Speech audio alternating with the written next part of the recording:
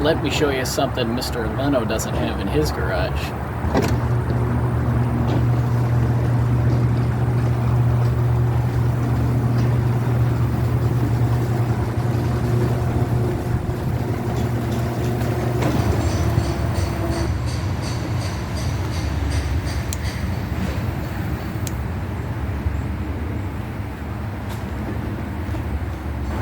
When I was 14, I created this thing. I called it the gas-powered luge board.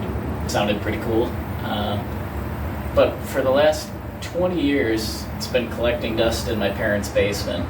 And when they decided to clean out their basement, I thought it would look better in my basement. So here we are. So starting up at the front here, the front wheel is a 20-inch kids bike. The front fork and stem came from, I believe, a women's Schwinn, and the handlebars came off of my grandma's stationary exercise bike. And the main frame here, the long tubes, is galvanized fence tubing. And then moving to the back here, the seat is made out of wood with covered in foam and vinyl with this really realistic flame job up top here. So this section here to here is basically the lower section of the mini bike.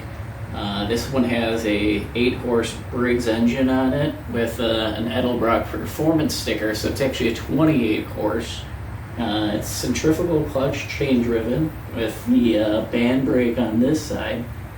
And if I remember correctly, we had clocked this at 45 miles an hour. So it moves. So to get this thing going again, it really didn't take much. Pretty much just putting air in the tires, adding fuel, and I still haven't changed out the oil. And it fired right up. That being said, let's take it for a spin.